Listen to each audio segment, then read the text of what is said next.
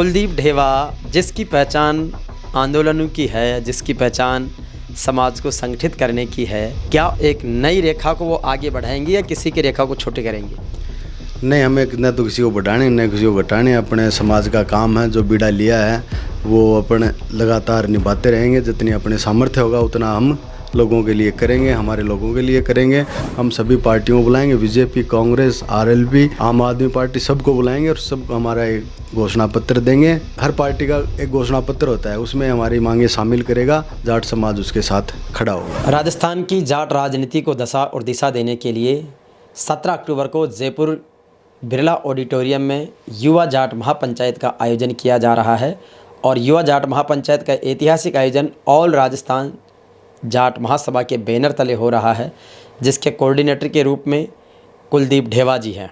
कुलदीप ढेवा जो कि पहले राजस्थान युवा जाट महासभा के प्रदेश अध्यक्ष रहे हैं। एक लंबा संघर्ष इनका रहा है, चाहे महाराजा सूरजमल की फिल्म के चित्रण को जब गलत तरीके से पेश किया गया, उसके लिए पूरी राजस्थान में जन आंदोलन आपने किए। किसानों का आंदोलन में 13 महीने तक आप शाहजहाँपुर बॉर्डर पर कदम से कदम मिलाकर साथ रहे। और उसके साथ साथ ईआरसीपी की जो योजना है, जो राजस्थान की लाइफ लाइन मानी जाती है, उस लाइफ लाइन को लागू करने के लिए भी आपने पूरे राजस्थान में यात्रा निकाली थी। ऐसे बहुत सारे कार्यक्रमों का पिछले दिन हुए जाट महाकुंभ, जिसके बाद तो प्रत्येक समाज के महाकुंभ और महापंचायतों की एक झड़ी सी लग गई है। तो उसके सूत्रधार के रूप में सम्मानित कुलदीप ढेवा जी हैं। आज युवा जाट महापंचायत के ऑफिस के बीच हम आपसे बात कर रहे हैं। सर, किस तरीके का आयोजन होगा, कितनी बड़ी रूपरेखा है, किस तरीके का vision document of Rajasthan Jat समाज का है? प्रोग्राम बहुत ही शानदार और भव्य होगा और ये राजस्थान के इतिहास में पहला ही प्रोग्राम है जो कि खास तौर पे युवाओं को ही केंद्र करके किया जा रहा है। युवाओं को केंद्रित करके कार्यक्रम है और उसमें जो टैगलाइन दी गई है कि जिसमें राजस्थान के जाट समाज के युवाओं का शिक्षा में और राजनीति में योगदान। आज एंटरप्रेन्योरशिप समाज के युवा आगे बढ़ रहे हैं और जिस तरीके से वो हर क्षेत्र में आगे बढ़ रहे हैं, वो सब अपनी सफलता की कहानियां हमसे साझा करने के लिए उस कार्यक्रम में भी रहेंगे। तो आने वाले समय में सर विधानसभा चुनाव है, नई शिक्षा नीति आई है, उन सब को लेकर किस तरीके से मंथन होगा? हमने ये कोई आज का की सोच नहीं है कि हमने एकदम से सोच लिया और ये अपन कर दिया 17 अक्टूबर को। ये हमारी लगातार 5 साल की मेहनत का फल है, जो हमने मुद्दे, जो हमारे 7-8 मुद्दे हैं, वो हम सभी पार्टियों के वहाँ उनको डेलीगेट को बुलाएंगे और उनको ये अपना मेमोरेंडम देंगे कि जाट समाज की ये प्रमुख मांगे हैं, जिनसे जाट समाज नहीं पूरी 36 कौम में त्रस्त हैं। आज हमारे मुद्दे हैं तो वो आज ओबीसी का मेन मुद्दा, जैसे ओबीसी का वर्गीकरण किया जा रहा है, जिसको 21 से बढ़ाकर केंद्र ने दे दिया 27, लेकिन उन्होंने 21 कर दिया, 21 या 12 पे लिया। तो इसमें बार बार छेड़छाड़ नहीं हो और एक इसका सही सर्कुलेट बने, ताकि रोज़ रोज़ हमारे स्टूडेंट हैं भर्ती में कहीं ना कहीं समस्याएं आती हैं। हर भर्ती में हमारा कोटा काट लिया जाता है, कभी किसको दे दिया जाता है। ये ऐसी बातें नहीं हो, क्योंकि इससे बार बार आंदोलन करते हैं तो खर्चा होता है कि स्टूडेंट की मानसिक स्थिति भी खराब होती है। तो इन चीज़ों से छुटकारा मिले और ओबीसी के अंदर जो वर्गीकरण जो करने जा रहे हैं वो ऐसा न हो, नहीं तो आपस में जातियाँ आपस में भेदभाव होगा, कहीं ना कहीं टकराव की स्थिति बनेगी। तो हम नहीं चाहते कि टकराव की स्थिति बने। ओबीसी परिवार एक ही परिवार है और ख़ास तौर पे अगर आपको समस्याएं हैं भाई, तो हम चाहते हैं कि इसकी जनगणना हो, कि जिसकी जितनी संख्या होगी उसकी हिस्सेदारी मिले। एकदम बात साफ हो जाएगी एकदम। इस ओबीसी आंदोलन के अलावा भी कौन से ऐसे खास मुद्दे होंगे जो युवा जाट महापंचायत के बीच रखे जाएंगे? इसमें ओबीसी का बता दिया और अब सेकंड हमारे जो है खेती की बात करते हैं। जैसे एमएसपी के ऊपर तमाम आयोग बनते हैं, हर सरकारें आती हैं, कमेटियां बनाती हैं, उसमें सरकार का पैसा लगता है और उनका रिजल्ट आता है 0। आज तक कोई रिजल्ट नहीं निकला और तमाम हमारे जो टैक्स का पैसा है वो इन कमेटियों में लगता है, जिससे हमारा कहीं ना कहीं देश की डीजीपी भी प्रभावित होती है। तो ऐसा न हो। हम चाहते हैं कि जैसे डीए बढ़ता है, महंगाई भत्ता जैसे बढ़ता है, उसी प्रकार किसान का भी एमएसपी बढ़ जाए डीए के आधार पर, न तो आपको फालतू का खर्चा करने की ज़रूरत है, और इसमें कहीं ना कहीं पूरे देश का और सबका हित है। हर किसान, आज किसान की स्थिति आप देखिए, जिस घर में सरकारी नौकरी है उसकी तो स्थिति ठीक है, जिसमें घर में सरकारी नौकरी नहीं है, पूरा कृषि पर ही आधारित है, तो उसकी हालत बहुत ही ख़राब है। तो उसको क्यों, उसका मिलता ही नहीं, उसके पैदावार का उसका मूल्य, उपयुक्त मूल्य मिलता नहीं। तो ये भी प्रमुख मांग है कि इसको जो डीए के आधार पर इसको जोड़ दिया जाए, ताकि सारी परेशानियां खत्म हो जाए। तीसरी हम ये कह रहे हैं, जो सब्जी, अभी जैसे हमारा किसान जब सब्जी बोता है, जब वो निकलता है, तब उसकी मजबूरी हो जाती है, क्योंकि भाव ही नहीं मिलता भाई, मंडी में लाने ले जाने का खर्चा ही नहीं मिलता, मजबूरन उसको रोडों पे खिंडाने पड़ते हैं। वो कहीं ना कहीं मंडियों में ब्लैक मेलिंग होती है।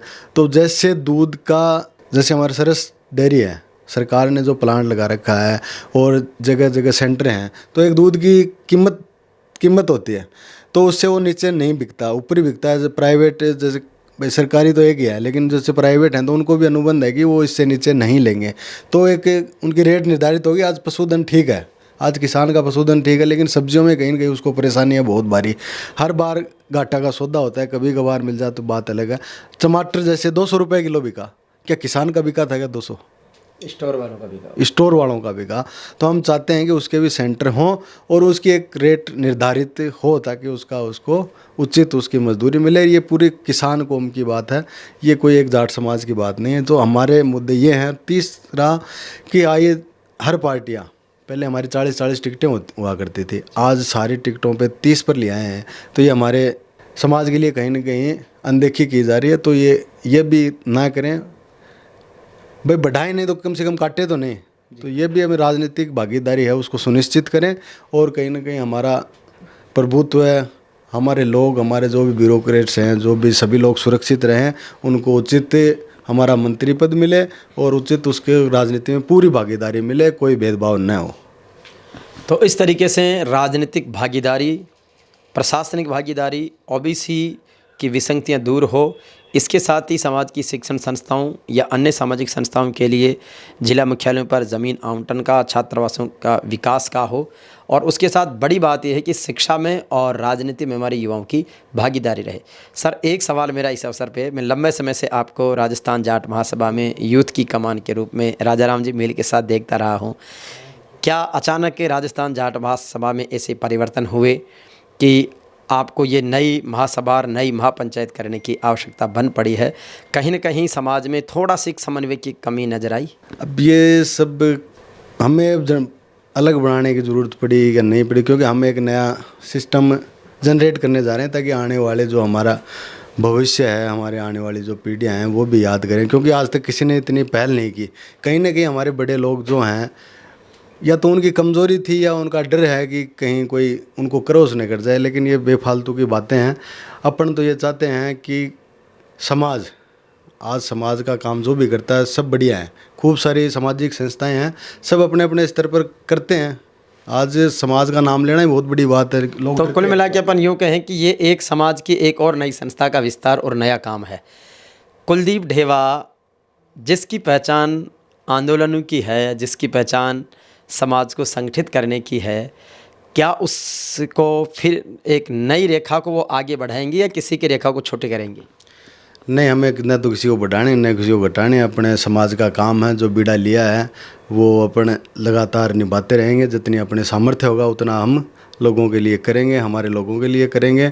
और इसमें कोई भी आंदोलन करने की ज़रूरत पड़ी या जो भी बाधा है, उनको हम आराम से, कठिनाई से पूरा दम लगा के लड़ेंगे। क्योंकि हम उस समाज से आते हैं जिस समाज ने कभी हारना नहीं सीखा, जिस समाज ने कभी कोई डर नहीं है। क्योंकि आप देख रहे होंगे, इस देश को कहीं न कहीं सींचने में, इस देश को आज़ाद कराने से लेकर, पुराने आतंकियों से लड़ने से लेके, हमारे लोगों ने कहीं न कहीं इस देश को आज जो इस हालत में खड़ा है देश, उसमें हमारे समाज का पूर्ण योगदान है। आज हमारे समाज ने डॉक्टर, इंजीनियर, वैज्ञानिक या खेती, देश का पेट भरने से लेके देश की सुरक्षा, चाहे बाहरी सुरक्षा हो चाहे आंतरिक सुरक्षा हो, चाहे देश में कोई भी सिस्टम मजबूत करना, तो हमारे लोग वहाँ पे सब मजबूती के साथ खड़े हैं। तो हम तो उस कौम से हैं, जो हम तो लड़ाका हैं और लड़ते रहेंगे, और यही हमारा डीएनए है। कोई इस जाट महापंचायत में कोई स्पेशल सेलिब्रिटी या स्पेशल को डिग्नेटरीज़ को आप रिकॉग्नाइज़ कर रहे हैं, या फिर समाज की युवा शक्ति उसकी सिरमौर है? सिर्फ समाज की युवा शक्ति उसकी सिरमौर है, किसी को डिग्निटी नहीं करेंगे हम। जो सामाजिक हमारे मुद्दे हैं उनको लाएंगे, जो भी हमारे समाज के हर फील्ड के जो लोग हैं उनको बुलाएंगे, जो भी टॉप हैं, जो हमारे RS है, IAS हैं, हमारे डॉक्टर हैं, हमारे इंजीनियर हैं, ब्यूरोक्रेट्स हैं, तो सबको बुला के उनसे चर्चा करेंगे, मंथन करेंगे और फिर निर्णय लेके हम सभी पार्टियों को बुलाएंगे, BJP, कांग्रेस, RLP, आम आदमी पार्टी, सबको बुलाएंगे और सबको हमारा एक घोषणा पत्र देंगे कि अपने मेंबर, जो भी हर पार्टी का एक घोषणा पत्र होता है उसमें हमारी मांगे शामिल करेगा, जाट समाज उसके साथ खड़ा होगा। तो निश्चित रूप से जाट समाज की ये युवा तरुणाई है, और इसके साथ ही इस अवसर पर जाट समाज के गौरवशाली इतिहास, वैभवशाली संस्कृति और सुनहरे भविष्य को लेकर एक बहुत सुंदर डॉक्यूमेंट्री, जिसमें कुलदीप ढेवा जी उनकी टीम का जो संघर्ष है वो भी परिलक्षित किया जाएगा। साथ ही जितने भी सोशल मीडिया पर एक्टिव सेलिब्रिटीज़ हैं, यूट्यूबर्स हैं, या सोशल मीडिया के अलग अलग प्लेटफॉर्म पे जो लोग काम कर रहे हैं, उन सब लोगों को भी इस मंच के माध्यम से सम्मान भी प्रदान किया जाएगा। हर क्षेत्र के सफलतम लोगों को, जो लोगों को प्रेरणा दे सके, उनके अनुभव भी साझा होंगे।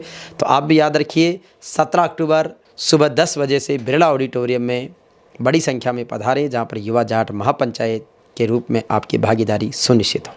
धन्यवाद।